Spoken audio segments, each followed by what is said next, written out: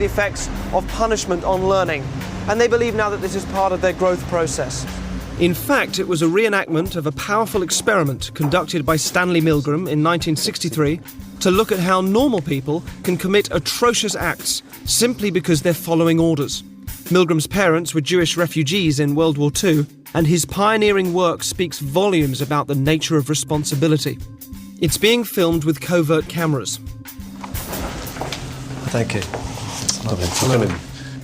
They're introduced to an actor pretending to be another participant. You didn't come from the same room? No. You don't know each other? No. We don't actually know how punishment affects learning. After a brief introduction, our subjects are tricked into thinking they've chosen their role as teachers in the experiment. And if you could just tell me what your positions are? Learner. Learner and teacher. Learner. The teacher. Our subjects observe the learner being instructed by the scientist, who is just another actor. This electrode is connected to a generator in a second room where we'll be going with the teacher. Okay. Just make sure that we have a good contact with the skin and so it doesn't cause any blistering or burning. Is that comfortable? That's okay, yeah. Yeah, and we just place these straps around your arms just to avoid any excess movement. Those aren't too tight. No, that's okay. No. The teacher will read out some word pairs to you. Blue girl. The learner is told he's going to be asked a series of memory questions by the teacher. He will have to remember word pairs and then correctly remember them when offered multiple choices. If the answer's incorrect, you will receive an electric shock. The teacher is then taken next door and shown the generator, which ranges from 15 volts all the way up to a lethal 450 volts. The domestic electricity supply in the UK is, of course, 240 volts. Our teachers are given the list of questions and told to increase the voltage each time the learner gets a question wrong. They are then given an example of a low voltage shock. And try and estimate in volts the amount of shock you feel you're getting. Okay. Jesus. Oh, shit. Do you know how much that was? Enough. 75. It was actually 45. Which is Oh my God. Teacher, begin. Shoe horn. Steam. The point of this test is to see whether the teachers, our subjects, will call a stop to the experiment or continue to the point where they are administering seemingly lethal electric shocks to the victim simply because the scientist is telling them to. That's correct. The next word is bicycle. The options: tyre, race, helmet, shorts. That's incorrect, so there'll be 120 volts.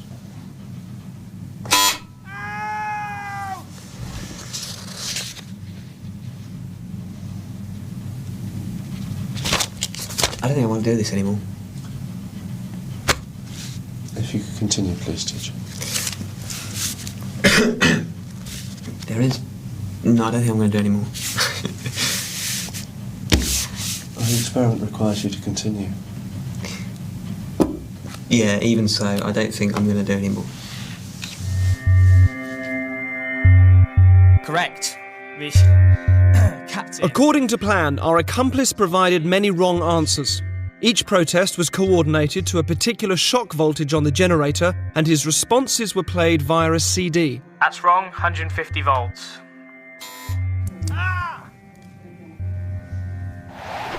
The correct answer is Captain Shoe.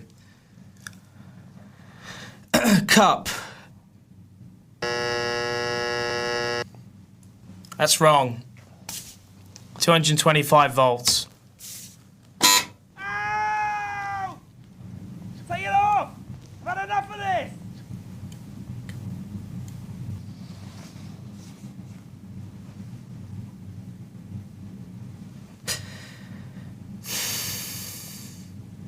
He's in a lot of pain, Continue, please. but he's not comfortable. We must continue to the end of the experiment. Whether the learner likes it or not, he has to go on until he's learnt the words correctly. Okay.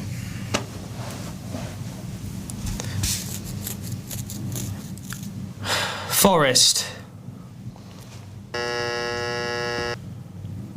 That's wrong. 240 volts.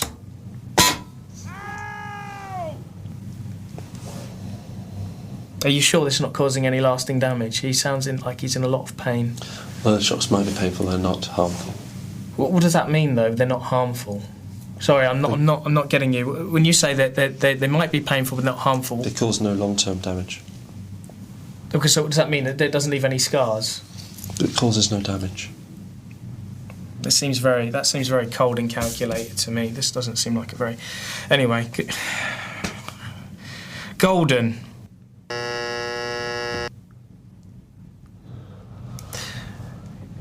That's wrong, mate. 300 volts. Ow! That's enough! I refuse to answer anymore. Just let me out! Staple. The options are diet, jar, balcony, and bowl.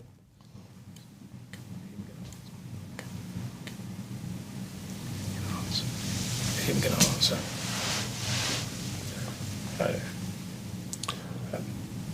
If the learner doesn't answer in a reasonable time, say 4 to 5 seconds, then you have to treat the answer as wrong and follow that procedure. Did you hear that, learner? Just any response, mate. Come on. Wild guess. Please continue. 345 volts if you're still with me. I'm sorry. I can't do this, honestly. Can we stop this experiment? Because I can't do this. If you don't continue, we'll have to discontinue the experiment.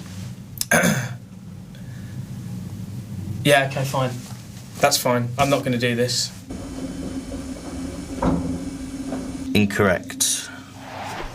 405 volts.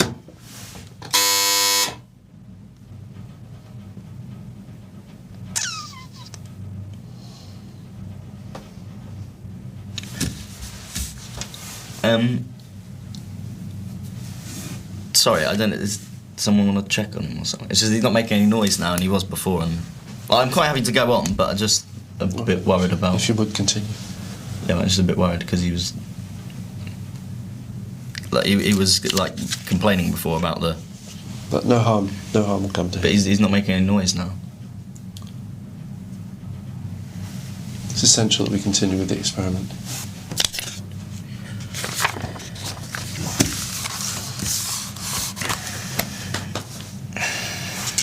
Balcony.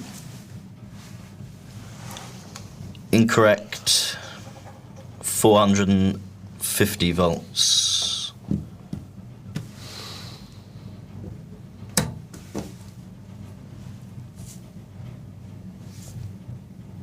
You promise he's not. It won't. Please continue with the procedure.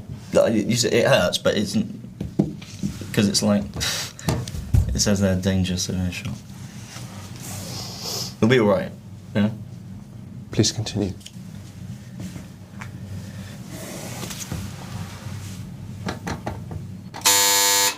Okay, I think we'll discontinue the experiment there. All of the subjects were told the true nature of the experiment was to see how they would respond to authority, and that it would eventually form part of this show. He is okay. I can tell you, yeah, he's absolutely fine. You actually weren't administering electric shocks to him at all. He is. Wind, bird. In the original Milgram experiment, psychologists were asked to predict how many people would continue to the point that they were administering the highest shock on the board. Their prediction was 0.1%. They were wrong. The results of our experiment were almost identical to the original. Over 50% of participants continued up to 450 volts. The majority of people will administer lethal electric shocks just because a guy in a white coat is telling them to. 450 volts.